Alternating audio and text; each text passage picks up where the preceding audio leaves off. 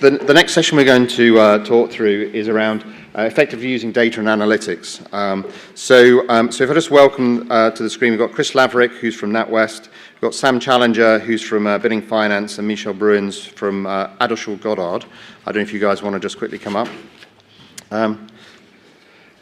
Just while they're coming up, I suppose we did the same kind of look, just in terms of like through the headlines over the last year, and these are some of the ideas that kind of came up. So data is obviously at the core of a lot of what we're talking about these days.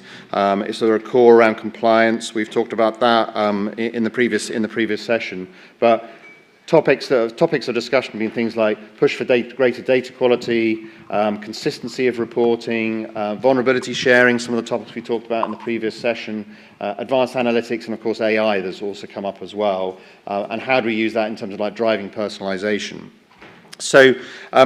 So really, I suppose to start, I mean, we've got this wash of data that's sort of coming through. Maybe Chris, I'll start with yourself. There's a wash of data that's kind of coming through, and actually, most places have got huge amount of data with these digital systems that are out there. How do we find what we need to look at to really get the results we need to look at? Because it can be overwhelming sometimes, I kind of feel. Yeah, there's definitely analysis paralysis. We're very data rich, particularly on vulnerability. But I think that the core metrics that we use probably haven't changed in the last 2 or 3 years, and probably won't change for the next 2 or 3. Delinquency rates, looking at, we're quite big on current accounts. The richness of data in current account information, spending patterns, changing in where people shop, for example, is typically a good indicator. So it's not so much having not enough data, it's having too much data, and it's picking the right ones out that start to give you some trends. Current account information is very, very rich from our perspective. I mean, where do you decide where to look for that? Because it's almost like you've got to have an idea around what to look at. So, for example, is this particular measure an indicator of vulnerability? And it's like, if you use I suppose it's just your experience to work out where that is. I mean, are there tools and techniques around doing that, or does it just come down to experience and sort of leveraging your staff to find out how do I find the nuggets of gold within it? It's probably a bit of both, Chris, to be fair. I think, we've got some really good analysts who've been around long enough to kind of know where to find the golden nuggets. We use customer feedback, verbatim commentary, picking up on particular sentiments that we get from AWS, for example, is helpful. But just simple things like change in payment rates. They pay 12 in 12, and all of a sudden they're paying 10 in 12, but they're still paying the same value. That's a good indicator. Equally, they've gone from paying 40 quid to 30 quid. That's a good indicator. That's very much in the financial vulnerability, I guess, part of it. That's much easier because you've got mass data. Where it's non-financial vulnerability, that is more problematic. There are tools that are probably emerging as we speak that we're experimenting with that look to be quite useful, but not proven yet. Yeah, and Sam, I was going to come to you and just ask a bit about data quality, and we just talked about motor finance and going back many, many years and sort of historical data and those kind of things. How important is data quality in terms of doing this and understanding it? And then I suppose the follow-on question is, technology's changed even over the last 10 years, right, or even the last 5 years. How do we think about new data versus old data, and what do we need to plan for the future? Yeah, I think in the motor finance world, everyone knows motor finance are struggling. How are we going back to 2007 for the redress scheme? Back in the day, we all used to delete data. Probably wasn't the cleverest thing to do in hindsight, as opposed to anonymizing it. So at least with anonymized data, we've been able to pull the data that's needed to understand the commissions and redress people as the scheme comes out. And again, when we were deleting data, you kind of lost the analytics that would go with it. As the changing landscape, we are kind of reliant on the credit reference agencies as opposed to a bank who's got their own data.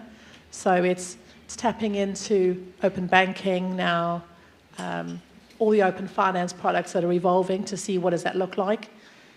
I often speak about things, having been an immigrant into this country myself, I know what it's like when you come to a new country and you start from scratch. And The credit reference agencies don't help with that because there's nothing for there to be reported on, therefore you're thin file credit reporting. So I think it's how that evolves and how, as the UK's population evolves from being people who've been here forever, there's a big immigration problem or prospects, and it's how you can use that data to give customers the right outcome. With the product sales data that's gone out, everyone's had to come to an agreement of what the definitions mean, and we've all supplied our data. We don't know the outcomes of any of that yet because, as we spoke about last week, it's literally just gone in. And everyone is now kind of waiting with bated breath to see what it looks like. We've looked at our own data, and even having put product sales data in last week, we've still thought, actually, we could have done it differently.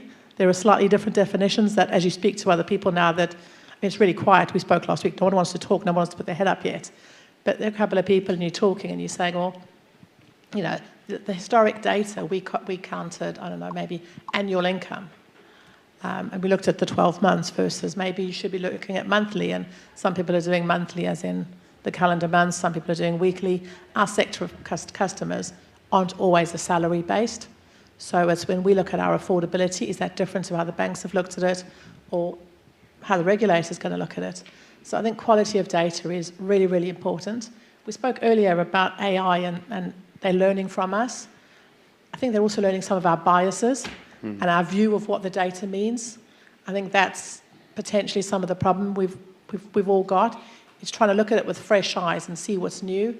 We are trying to look at new providers of how you get different information. Because again, if you're not reporting and also getting all your data from all three credit reference agencies, your data is skewed anyway. Buy now, pay later data is currently not being reported.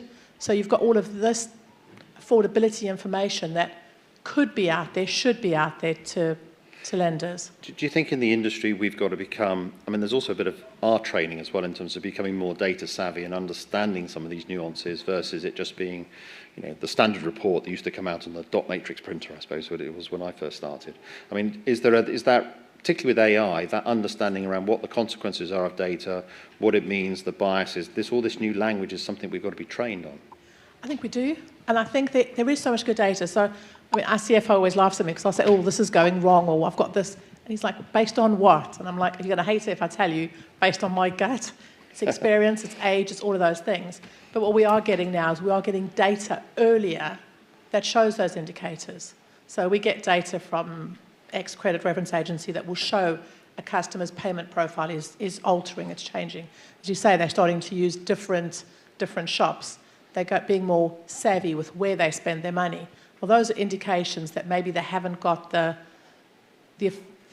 buffer that they used to have. So if someone's gone from being, let's say Marks and Spencer's, and they're now shopping at Aldi, that's a slight indicator. And it's like, so their disposable income has come down because they're trying to choose where to shop. So take that in advance. Don't wait for your customer to fall into arrears. See what else you can do. Now, I know it's difficult when there's still a live credit agreement, but once it falls into a terminated and it's just debt, I know there are products around, let's see about making, someone has to pay £500 over the 12-month period. Maybe there are months where they could pay more and other months when they could pay less. And I did laugh when we spoke earlier about, your rates are going to go bad over December and maybe they'll claw back in January, February. I'm thinking we're not going to claw our arrears back till March, April.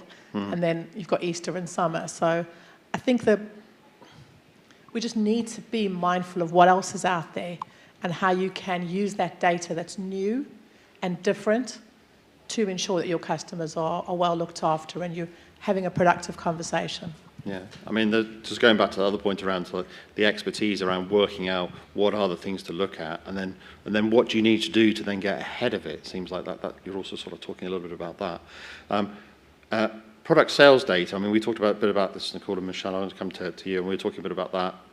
Obviously it went in this month, right? So it's the first wave went in this month.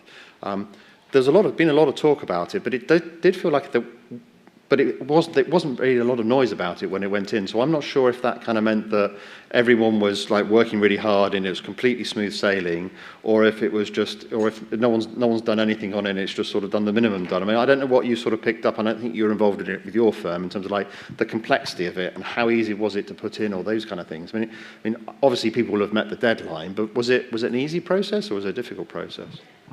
No, It's it very wasn't detailed, easy. right? No, It's very detailed, for those who don't know. It absolutely wasn't easy. I think firms have really, really struggled with it for a number of different reasons. So as we talked about, definitions, not having clear definitions of data, actually not having that data catalogued anywhere because, you know, they didn't think they needed to. So actually having to create data sets. DQ issues has been a big problem. So again, when you're trying to map your data, if you haven't got it, that's problem number one. Or if you've got it, but it's not clean, or you've got manual workarounds, that's another problem. So I think it's been incredibly difficult. There'll be learnings, I think, that can take from the first set of firms that have went live with it last week. There's another 2 tranches yet to go ahead in, I think it's May and then July next year. So it's going to be about a year, I think, before this really flushes through and we start to see what direction this is truly going to take. I'm also hearing from some firms, to your point, they're already revisiting some of the areas of the submission. Actually, having spoken to another firm, I think we might have got the definition wrong, or I'm not sure if it's correct. How do we resubmit? So I think it has been difficult and will continue to be difficult, I think, for at least probably the next couple of submissions. Yeah. I mean, and Chris, I mean, from a large firm point of view as well. I mean, does this also involve like the operational teams, or has this sort of been done in the background? I mean, what's happened with sort of larger operational firms? Because I mean, you heard Jason talk a bit about sort of almost like Orwellian scenarios around sort of like being able to use the data to then come back and look at, you know, particular issues. I mean, should we have that feedback loop? I mean, was there involvement in that? I mean, how did that sort of play out in one of the larger firms? Yeah, I mean, larger banks. We obviously provide huge amounts of data on weekly, monthly, quarterly basis already to the regulator. So the step change probably wasn't as significant for us as it was for you know, other people. But certainly it's a combination of ops, policy, credit, finance, you know, a whole raft of people involved. But certainly not as big a step as what, you know, the sense I'm getting from other people who've spoken about it today. But I do agree. I think Steve mentioned it in the last panel. It will be what are the outliers that they'll start to focus on initially. They've got some very clever analytical people at the FCA, so I suspect they're doing lots of work behind the scenes on more detailed analysis that will drive probably thematic work, but at the start it will be outliers, would be my sense. I mean, Michelle, what you're kind of saying, it kind of feels like initially there might be a bit of leeway, I suppose, just in terms of like while it stabilises and definitions stabilise, and because you're going to get a little bit of that noise, hopefully they won't jump to conclusions too quickly, but it's, you know, yeah, but I think sort of after like, you know, 2 or 3 returns out, then maybe that's when we'll see it. I think so. I mean, there's the conversations I'm certainly hearing have been had in terms of a degree of latitude, how long that will last for. I mean, I think it is right to say initially outliers will be the focus, because quite frankly, that's the easy bit. I think where this will get interesting is once we move past that into the more thematic spaces where the regulator starts to look, rather than just vertically at the data, starts looking horizontally across the data and what data sets mean when you start to look at correlations. So I think that's where, for firms in particular, when we're scrutinising the data, don't just look at it vertically, to your point, through the lens that we've always looked at it. We need to step back and start looking at this data differently. What is it telling us that we didn't already know? Because we're measuring things that previously we weren't measuring. How do we link that back to collections processes and like changes to processes? And I suppose there's a governance element there as well in terms of like using that data as well as the other data we have to then change our collections process or change the way we're recording data on collections processes as well. I mean, Sam, I don't know if you talked about that a little bit before in terms of how you now know we need to change things around deletion and those kind of things. But is it going to have changes on the way we actually operate as well, do you think? I think it's going to have to. Either voluntary in advance or by the FCA's rule at a later point.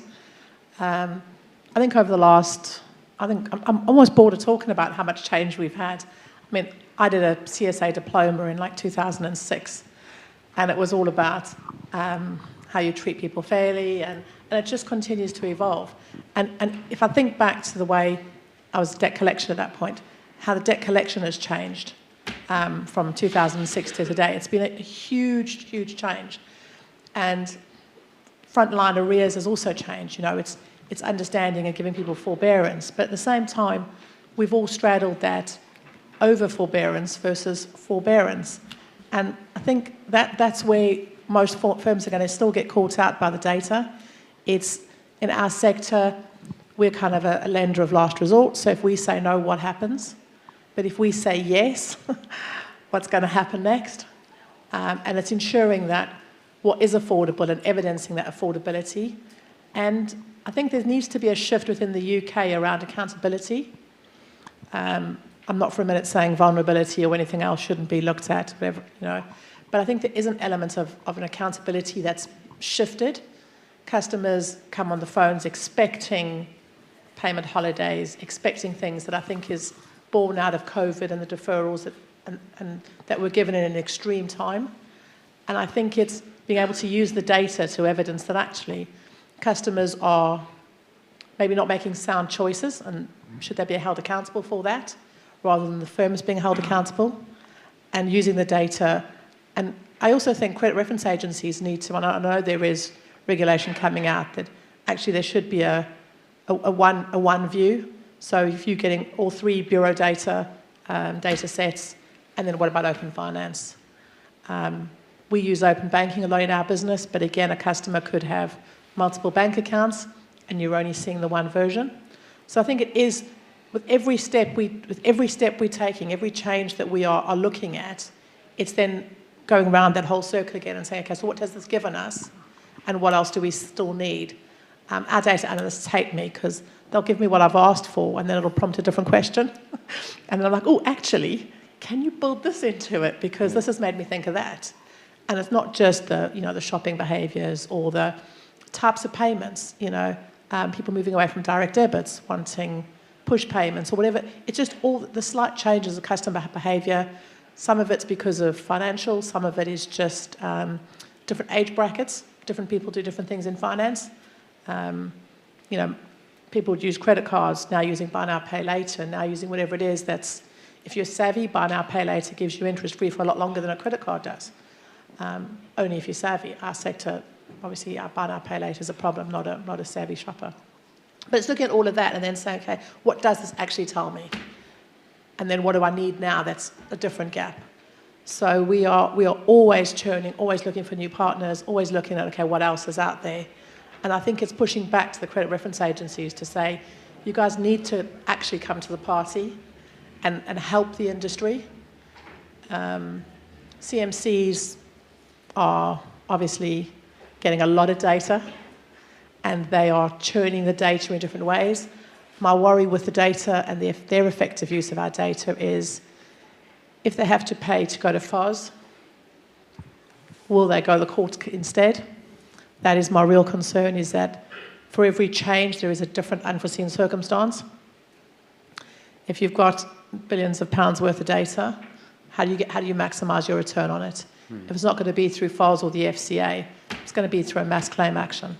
So I think those are the other things that we have to be mindful of and have the data to support us to show that what we've done was the right thing to do and that there is evidence to show its affordability. I mean, that's quite an interesting point, I suppose, in terms of, there's almost like there's competition in terms of like how do you use the data, and we talk about data that we might have, but there's also data the FCA now has, and there's, I suppose, data that the CMCs have as well, and then how is that sort of data then weaponized to then maximise each of their goals, right? And I suppose, how do we stay on the front foot, particularly in the lending industry? How do we stay on the front foot to make sure you're not sort of like subsumed by just volumes coming in, or by complaints coming in, or by reviews coming in as a result? I mean, so do we need to invest more in some of the analytics? I mean, Chris, the other piece there is around technology as well. So new technology is coming out, and they're spitting out data everywhere. So this data problem is getting bigger as well, which then makes the problem worse. I mean, what's the best way to kind of handle? Is it investment? If I knew, I wouldn't be sat here, I don't think, Chris. So that one, I think, I'm not sure it is investment, if I'm honest, because one of the key challenges with data, I say we've got too much data almost. There's a little bit of we don't know what to do with it. I think the investment would come in, what do you do with the data? So whether you use AI to use it quicker, consume it quicker, get you an output quicker, I think is fantastic, and there's some great opportunities there. But actually doing something with it is an entirely different challenge. So, for example, we talked a little about payment trends and that sort of stuff. If you were to use, I guess, transactional data to try to determine if customers were leaning more towards financial difficulty than they have previously, that's one thing.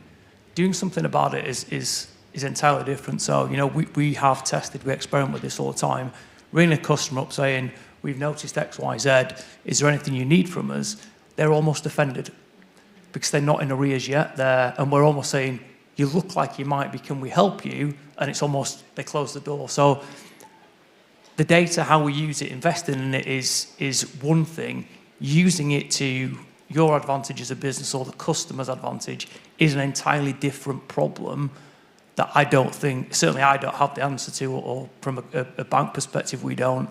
I'm not sure anybody I speak to quite knows how we solve that part of the jigsaw puzzle yet. Yeah, so I suppose it's quite easy to see data as almost like mechanically, which is like, if this, then do that. And it's very sort of like hard kind of analysis, but you're dealing with human beings and we're all like, a little bit messy, I suppose. And it's like, how do you then blend that together?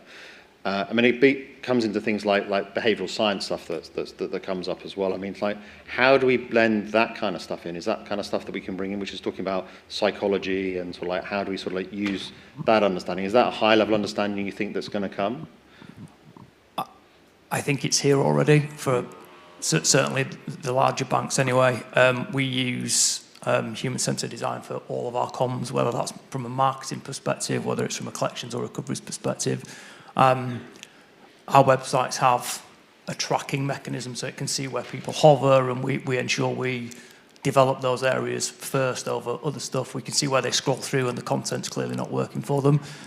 So that kind of psychology of content is very well established from our perspective. We've been using it intensively probably 4 or 5 years now. So I think if you're not, there is a huge amount of value in what you get back from that.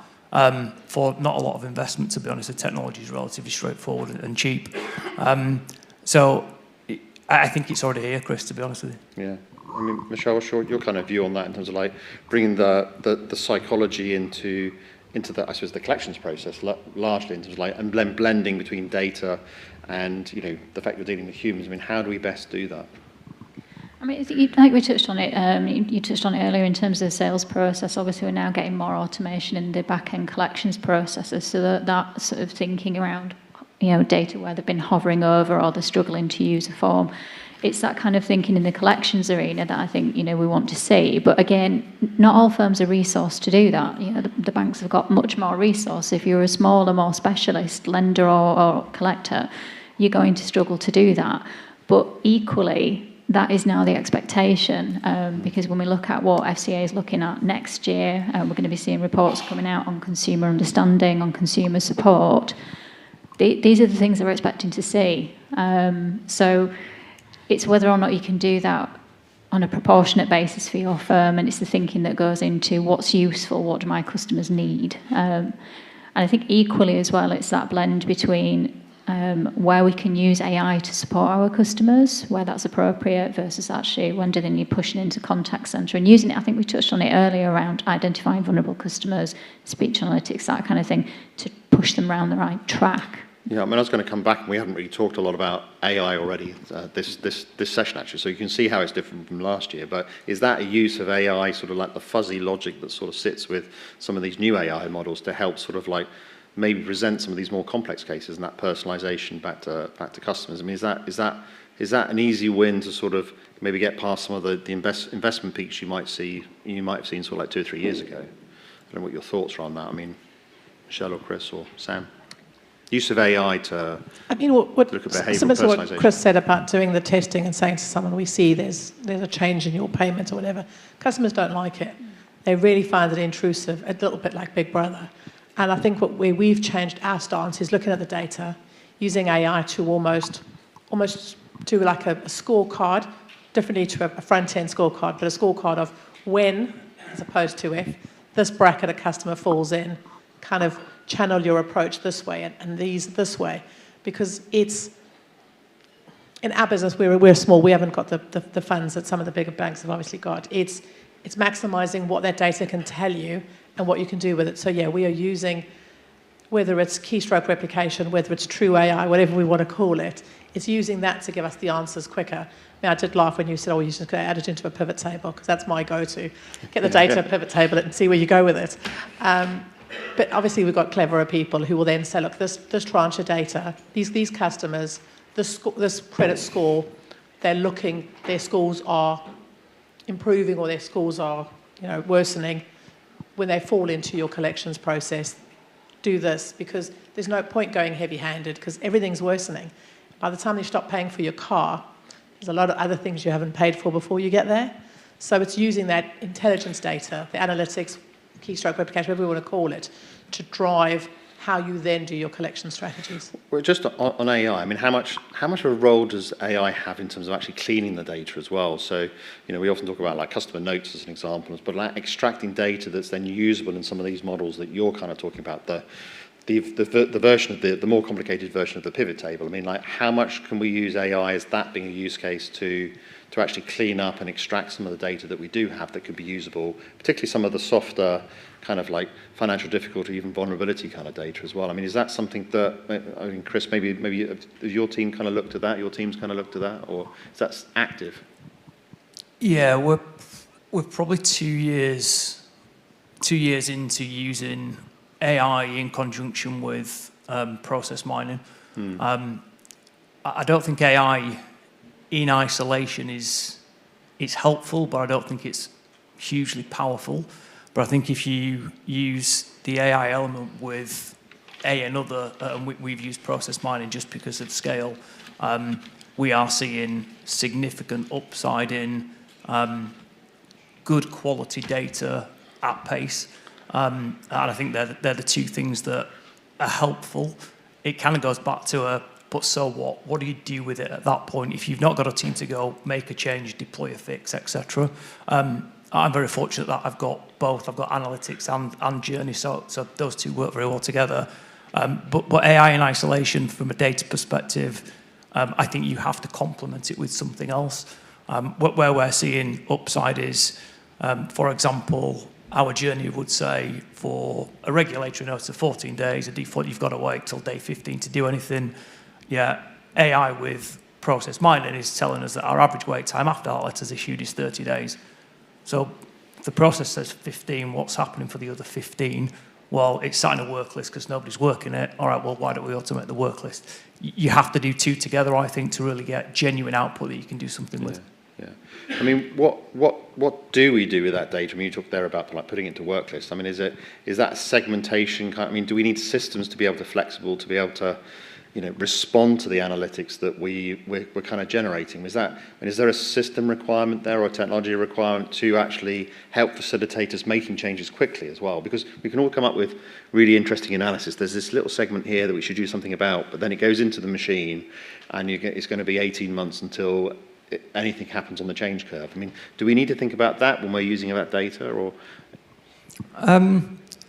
Yes and no. I think it depends what the change is. The example I gave there is a change to a letter that's built into hard coded in a system. So yes, there's a sequence of events to go through. I think the flip side of that is if that was not so much changing the sequencing of letters, it was the colour of the letter. Well, that's a dead simple change that you don't need technology for.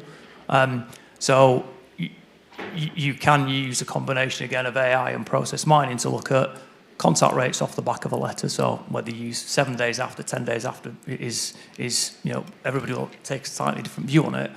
But some letters don't get a response right. All of a sudden we change the colour of it based on human-centred design, psychology insights, all that sort of stuff.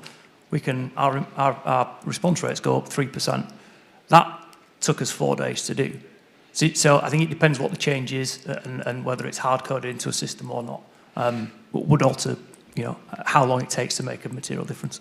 Yeah, and I suppose Michelle, what's your kind of view on that, I suppose, particularly when we look into the future, I suppose, in terms of like how we're building systems? We've talked about how we're recording data, how we're retaining data. Do we need to think about how we then have systems that can respond to the analysis that come out? So particularly looking at future systems, I think, as well. I mean, Chris, it sounds like you've got some good processes there. But but generally, is that a mindset we've got to have around thinking about making sure everything's data ready? Yeah, absolutely. I think data is king, has been for a while, but certainly is becoming more and more essential in order to meet your regulatory obligations, as well as everything else that we have to think about when we're running a business. I think it needs to now be integral in change management procedures in a way that it maybe hasn't been before. You know, when you're thinking of putting a change in, what data point do I need to measure the success of that? Am I going to need to use that data point in future? What's its different use cases? And all the way up into your governance process, because we're talking about how we're changing things and we're using AI and how we're responding to it. How is that then, linking into KPIs? How are we thinking about, actually, do I need to change my KPIs now? Are they correct? Do I need to think about doing something different? So it's sort of linking up all of those different elements as it's in your change management process, in your operating design, all the way up into your governance and your KPIs and your MI. So it's having that data layer and discussion actually within the change process, and then making sure that flows through and the consequences of that flows through in terms of like being future ready.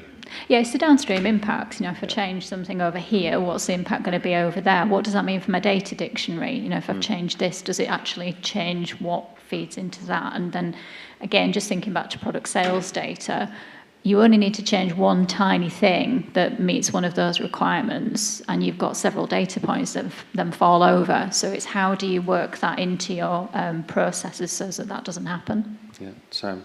The other thing I was going to say is we've all been focusing on product sales data and what the data means to us and to our firms and how people respond. And then we also now need to remember that you've got to think about what the change does to the customer. So what was the outcome? Your change, it improved your KPI, but what was the outcome to the customer? Because that's the other piece that is still being reviewed by the FCA. And I think when we spoke previously, it was, we were doing the cost of living surveys to the FCA, and the questions were worded slightly differently to the way product sales data is worded.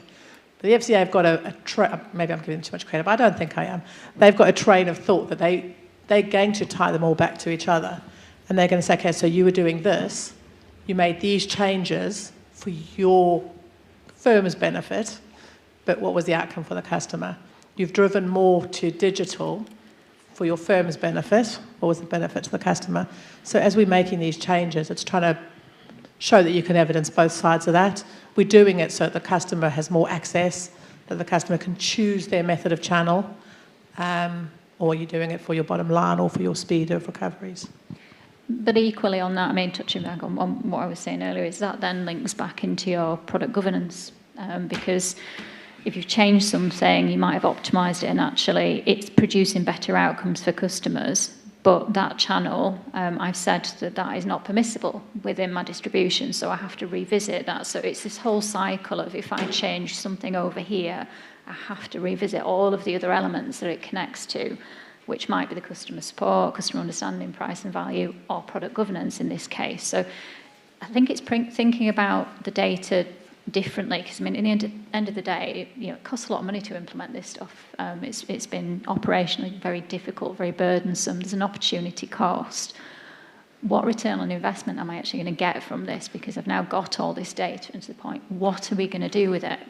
And what about investment around sort of data savviness, I suppose I'm going to call it, within the teams? Right? Some people are very data savvy, and they probably sit in the analytics team, and they love doing spreadsheets, or they love doing using SAS, whatever it is. And you have some people who love talking with people, and they might be less data savvy.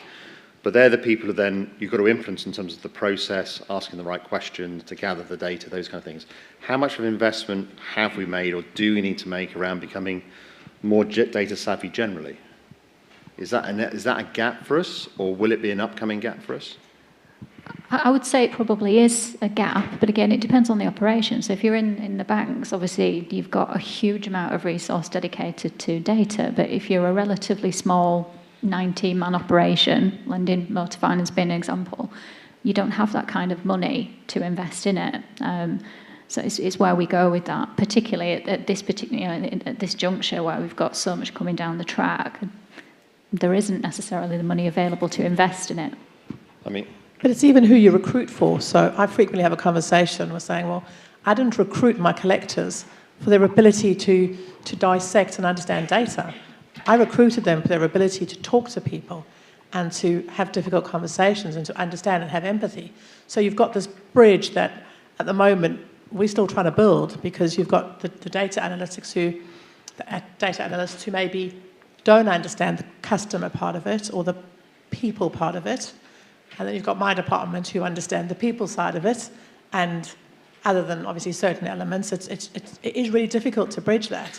And I think what we've been looking at is systems that will allow the agents and the ops side to input the information they need, and it's been fields that can be pulled out. So you almost don't need both sides to understand everything.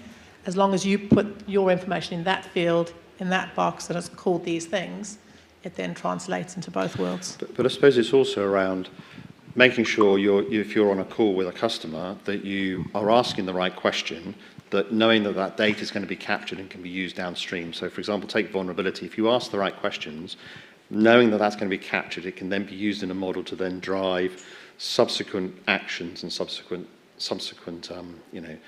segmentation, as an example. That's the maths of it. But you have to have the people side to say, well, look, I need to ask this question because I need the data to be able to do it. So there's a data side of it. I mean, is that an evolution that's sort of waiting to happen, or is it something? I mean, we kind of do it naturally anyway in terms of conversations as humans, but it's not making assumptions. It's making sure you're verbalizing things as well to a certain extent. I mean, Chris, I don't know what you kind of think. I mean, is that an evolution you think is going to happen? Yeah, I think it has to. I think there's certain tools that help with that. Anything that's free-form in a system becomes a problem when you try to do anything data-related. And we and many others have, historical legacy systems that have free-format fields to type notes in when somebody spoke to a customer. Extracting good data out of that is very challenging and frankly, an Achilles heel. Anything we build go forward is as much fixed field as possible. That also brings a challenge, which the call starts to sound a little bit scripted. Tick box 1, tick box 2, tick box 3. So it's a fine balance to manage capturing structured data well with great customer experience, and that's a real wrestle for us at the minute. But I think anything that's free form is going to be an Achilles heel because interrogating is problematic. I think where we're seeing success is actually taking the call, transcribing the call into text and using AI over text rather than over voice. That's proven powerful in terms of the richness of the data we get out of it. And that's effectively is a free form transcribe that we are pulling and using AI for. I think it depends how good your system is and the data you get out of it, and then which AI tool you use to interrogate it. So I think there's two answers to it. There's the voice element is simpler. The systemic bit has to be fixed field and as many drop downs as you can. But you can convert the free form into fixed field using AI. Structured data, yeah. But then it's dependent on how good the conversation is, which is going back to almost like the basics of collections in some ways. Everything goes full circle, doesn't it? It does, and we've been experimenting the last 6 weeks with saying the same thing on a call and getting a different answer, which is mind-blowing for us. Literally, we gave a script to 10 people and said, just say that consistently and we'll see what we take out, and then we'll put it into AI and see what AI summarizes it for us, and we got different answers all the time. So we're trying to find what's the right thing to say in that scenario, which gives us consistent output. So we're almost looking right to left as opposed to left to right. We haven't solved it, it's fair to say. We're still scratching our heads on how we can say the same thing 10 times and get a different answer. Yeah. It's almost like you're talking to a human, but anyway, that's So historically, we talked about things like open banking, right? So we have these technologies that come through. AI is the latest one we tend to talk about, but open banking was before. I mean, what's happened with open banking, And is that going to happen with AI as well, which is we have a lot of noise that's happening around? I mean, we reached peak AI, or is it sort of going to disappear? I mean, has open banking disappeared? I mean, what do you think the state of play is of that, particularly in terms of adoption of new technologies? Sam, maybe, I don't know if you have a view on, I mean, where are we with open banking? It felt like it kind of peaked, but it probably hasn't gone away. I don't think it's gone away at all. I think it's evolving. I think a couple of years ago, open banking was the hot topic. Then open finance was. Now AI is. And I think it's as you get more adopters of it, it becomes, well, none of us want to hear more about it because we're already doing it. We all come to these events to hear what else we can do or what else we need to be thinking about. So I think sometimes that's why the topics just drop off. We still use open banking. We use open banking at point of origin and in collections world. I don't think there's anyone who kind of goes back to the standard financial statement by choice anymore. We all do use it if we have to, but it certainly is not going to be a choice. Open banking gives you that at a much easier level. It's easier for the customer. I frequently say to our leadership team, right, let's all do our own standard financial statements. Let's understand how easy it is for a customer. Those forms are not easy for anybody. Whereas open banking, if you trust the process, is really easy, and it's just building that trust of the process. I mean, do you think the same thing is going to happen with AI, which is it's sort of, we're going to talk about it less, but it's sort of, it's going to carry on in the background? I mean, is that kind of where you think we are now? I mean, Michelle, what do you kind of think? I think it'd be very similar to open banking, that eventually it will become BAU. I think it will get quieter, but that is a way off because it's still evolving. It's evolving at a rapid pace. And I think the use cases for AI are different as well in terms of what you can do with it as compared to open banking. So, as you were talking there, I'm thinking you could be using it, you're segmenting your collections and recoveries, but also for your risk-based approach to your QA. You can't do that with open banking. So there's so much more applicability to AI. It's just using it effectively in the right way. And as you say, with that human oversight and not letting it sort of go off and do its own thing completely unsupervised. So I think we've got another few years of this yet before it maybe quietens down and maybe it'll be the next thing on the horizon. But again, I mean, do you think we'll ever get to the point where we've got AI taking decisions versus, because there still seems we still seem that's fairly resistant around that. I mean, are we going to get there, do you think? Or is that something that we've got to look forward to in the future or guard against in the future, at least anyway? That's maybe one to ask the FCA. Yeah. I don't know how far they would be able to get comfort with that. I think they're sort of dabbling themselves in terms of their position and outlook on AI. So I think everyone's in broad agreement around its usage. But it actually getting to a point of decisions, maybe for certain clean cases, it's straightforward automation, maybe, but more complex collections and recoveries, customers in vulnerable circumstances, I'm not so sure. Chris, what do you think? I mean, is that a future you look forward to, or is that something you're nervous about? As long as it can't do my job, it's all right, I guess. I probably have a slightly different view. It's already happening. AI is making decisions in banks today. That's the reality. I think the use case, to your point, is key, where it's quite a linear process. It's very good, it's very accurate, and it's very, very quick. So getting value to customers through AI is absolutely happening today. I think that the use case for vulnerability is probably simpler than we think, but it's reputationally more problematic to get comfortable with. But I certainly think as we all get more comfortable with AI and its reliability and knowing when it hallucinates what to do with it, I think it will accelerate over the next couple of years rather than slow down. I agree with the point on open banking was a bit of a one-trick pony. AI isn't. AI will accelerate as we all get more comfortable with it. I think it's inevitable. And we talk a lot about human in the loop, at least we have before. How do we also guard against complacency of the human in the loop, particularly if you're getting 95% of all decisions that are being presented to you as being correct? It's very easy to get complacent to say, well, look, every time I look at it, it's correct. I mean, that's what you do if there's a human presenting that to you. Is that something we've got to guard against, or how do we guard against that to stop you just all like becoming, well, it's right every time, so I might as well just keep on pressing the button and keeping people accountable? I mean, is that something? How do we think about that, and how do we sort of protect against complacency of the human who's then reviewing the AI output? I think you touched on it earlier in terms of the types of people we need within our businesses, because, from a compliance perspective, we're having to get up the curve on AI. You have to think about it now in your monitoring programs in a way that you maybe wouldn't before. So, the more the business uses AI, the more individuals within that business across all of the different functions are going to need to be savvy with data, because someone has to monitor it. I think you're going to have to be really careful with your guardrails around it.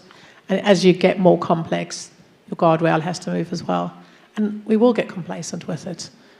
Chris has just said all the banks are using it for loads of the confidence in which he said that shows that the banks are already comfortable with a lot of the AI stuff. And I don't know, I've still got reservations about some of the AI, and I worry as to where it all ends. What happens when there is a glitch in the code? To your point, how will we notice it? When will we notice it? Does AI make us easier to hack? Is it going to be easier for the fraudsters out there who are learning at a much faster rate than any of us are learning? Does that become a bigger concern? Are we making ourselves easier targets? We always used to do our fraud analysis, well, most frauds happen because you've got an inside person. But what happens when your inside person's not a person anymore and it's just reams and reams of data? Yeah. I'll probably just add I agree with the framework, the guardrails is absolutely key. There's also the putting stuff out to the agent that is correct to make sure that they pick it up as correct. So there's almost you can QA yourself as well.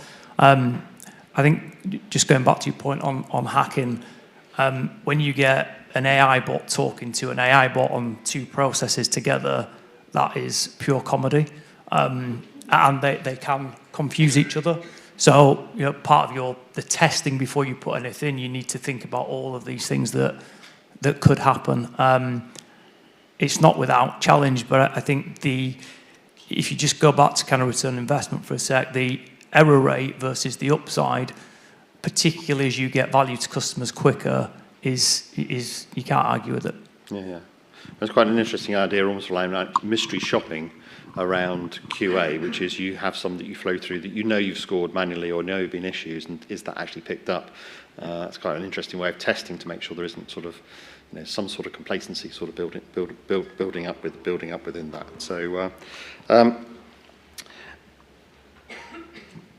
So where do we kind of go from here? I suppose we talked a lot about data. We talked about open banking, which is really AIS. I think we were talking about account information stuff.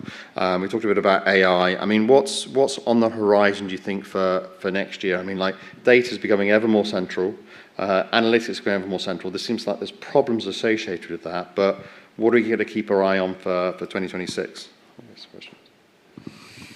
Oh, and obviously product sales data is going to be top of the list in terms of the output, and it's not just product sales data. For anybody who's also got credit broking permissions, you've got the new reporting for credit broking going live for February. I think that first submission in. And then you've got the outputs of product sales data. You've also got changes to complaints reporting coming next year. So you've got an FCA that's now got almost complete oversight of the end-to-end customer journey, and to some extent more oversight of that than maybe lenders do, because lenders are not necessarily seeing all of the data that the brokers have got. So it's how all of that is going to wash through, I think, is going to be quite interesting in terms of, like we said, what are they actually going to do with it? Yeah, Chris, what's your kind of view around focus for next year? Sounds like you've been busy already, but for this year already. But I mean, it's probably doesn't stop, does it? No, I think it's taken a lot of the kind of foundations from last day. It's like everybody, right? Everything's building something. I think for us, it's can I run a 24/7 business in collections and recoveries without people working at 3:00 in the morning? Possibly, with the use of AI, bots, agentic, all that sort of stuff. So that's kind of been our thought process. Particularly as we see customers hit our websites at 2, 3, 4 in the morning, clearly they want to engage and we're not open. So can we give them something at that time that they can self-serve? that's kind of that, and continue to get great customer outcomes. You know, a lot of conversation about the FCA in the last panel.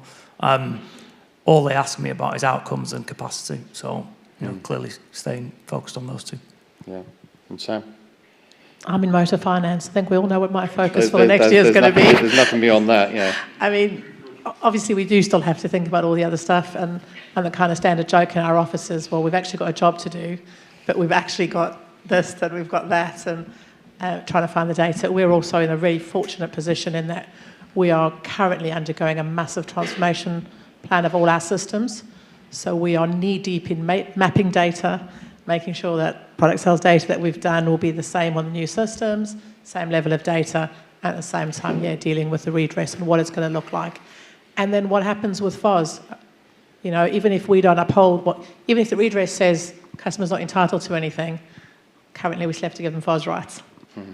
And what is that going to look like, and what is that going to cost?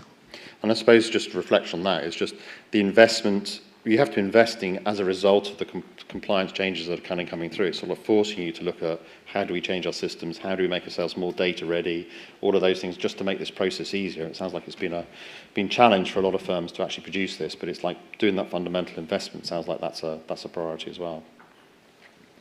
Right, so look to the floor just in terms of like any kind of questions that we haven't asked, or you've got burning questions really around use of data and, you know, how we use data in our firms and how do we use it more effectively? Kevin. Yeah. My question's probably more targeted at Chris first of all, but Sam's just point there may be relevant. Chris, where you're taking on board a big book from, let's say, another bank into yourselves, how does that transformation process culturally, data mapping, and some of the philosophies behind it sort of influence your thinking where you are taking on board, you know, other portfolios, let's put it that way? Is that Sainsbury's? That's correct. Okay. It's public knowledge, so we're all right. It's complex, inherently complex, more complex than we'd ever imagined, I think would be, you know, now we're through the thick of it. I think the last count we had 5 million rows of data that we'd had to map individual account level information. Same systems set up entirely differently. So, you know, field 1 wasn't field 1, it was field 18. So what looked simple on paper just simply wasn't. Different products on different systems, so you had to do everything twice. Are you migrating or integrating? Well, there's a bit of both. Depending on the product. So cards is on TSYS for both banks. That was simpler. Loans wasn't. We're on 2 entirely different systems, so there was a migrate and integrate scenario.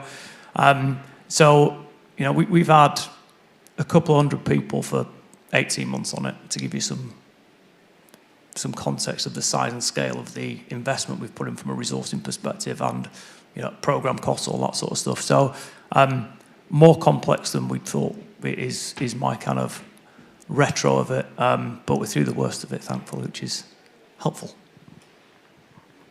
And I suppose, data, the whole focus on data and consolidating data, I mean, again, it puts more burden on business, doesn't it? I mean, even in terms of like consolidation, right? So it's like, we've got to have this, it's going to get more complex if you're looking at historical data, merging firms with historical data, those kind of things, yeah.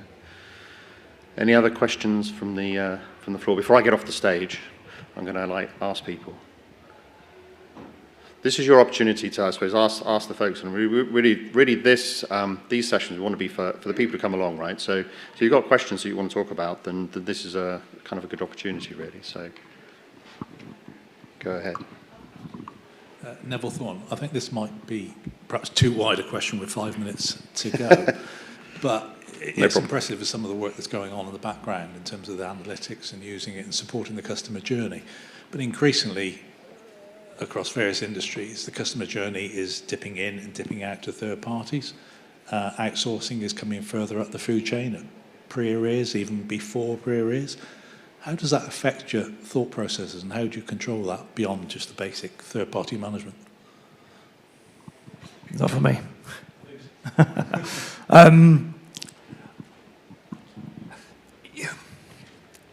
It doesn't, is the simple answer, Neville, because from a collections, so I'll answer from a collections and recovery perspective only. I don't want to worry about what the front end of the business is doing.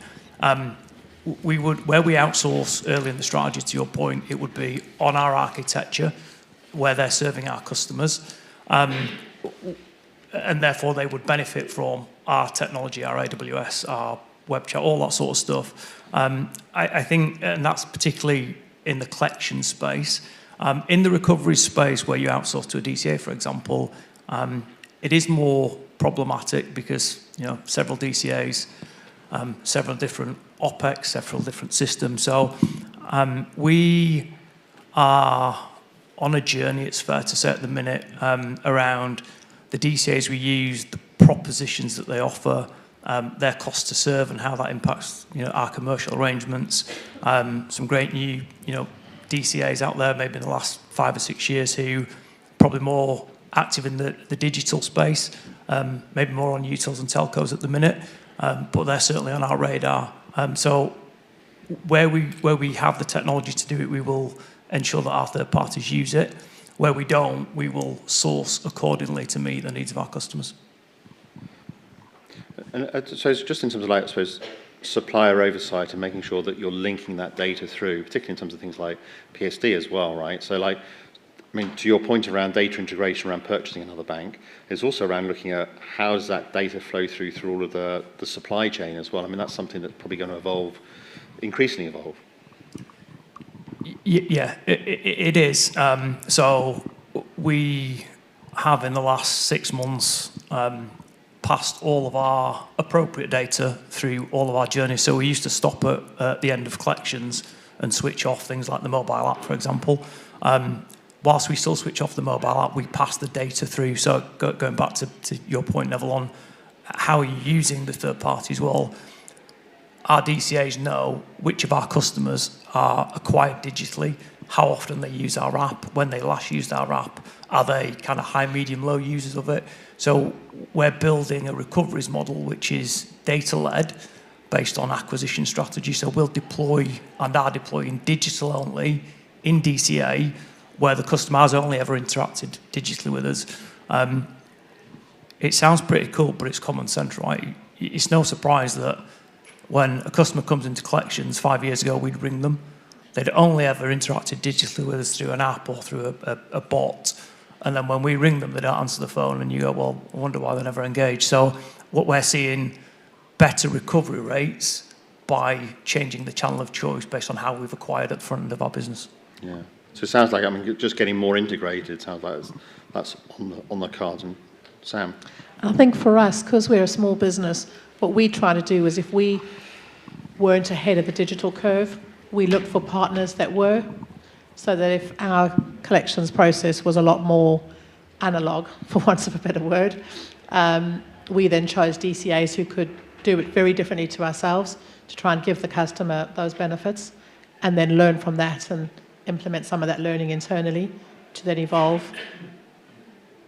I think you mentioned a good point there in terms of the PSD data. So again, depending on how the firms are integrating with the DCAs, that was a challenge, particularly in the non-bank lending space, where you're trying to consume data coming in from third parties, DCAs in particular, where they have their own system. So they're not using your system, they're using their own system. So the categorizations don't always mesh, or you're getting aggregated data where now you need account level data. So again, that was a challenge, and I think it depends on who the lender is, and it depends on who the DCA is and where they are in their program, both being very digital savvy and also the data that you can get from them and the quality of that data. Okay. Well, fantastic. It sounds like, data's it's an incredibly complex kind of world as well, and we wrap it up as just being data, but actually the complexity that's involved inside of it is huge, and you hear about a little bit about that and the challenges that people have got handling that and where it's going to go going forward, I think, from some of the comments. Going to try and finish, though, on a simplistic note, which is if there were five indicators, data indicators or KPIs you need to look out for in terms of looking at customer well-being or looking at arrears, financial difficulty or vulnerability, what are the ones that are top of mind, do you think, that we've got to have? Ideas? transaction data, unemployment rates are always a good early warning indicator, as is inflation and re-entry. Yeah. Interesting. Sam, what also about like customer indicators as well? So like, is it, like over-indebtedness, those kind of things? I mean, that we can also look at, employment would be a one just linking to what Chris has just said. So we get reams of data from the credit reference agencies to plug into our strategies. We look at movement in their score, as I said earlier, worsening or improving in their score, over-indebtedness, what their disposable income ratios are. Those are the kinds of things we're looking at to see, well, okay, if they fall into arrears, are they actually likely to be able to get out of it? Or if trying to put payment arrangements in place, is that over-forbearance? And just trying to straddle that line. Yeah. Michelle, any thoughts? Last thoughts? Some of it's still the traditional, it's the cap promise rate, but overlaid against some of the data points that you talked about. So if actually I can see that their indebtedness position isn't shifting, but my lifetime cap promise rate is worsening, why is that? What's happening? So some of it, I think, is still the traditional. Have we done an I&E? What's the rate of I&Es that we're doing? How does that feed into successive promise to pays and cap promise rate and so on? Yeah, so I suppose that's a good reflection. Although we talk about the latest technology and where we're going from a data understanding point of view, the basic stuff we still have to do as well, because that can also be indicative as well. So it's like, how are we juggling all of these balls at the same time? It's kind of key. So, well, thank you very much to everyone on the panel. Really appreciate it. We'll just give them a quick hand. Thank you very much.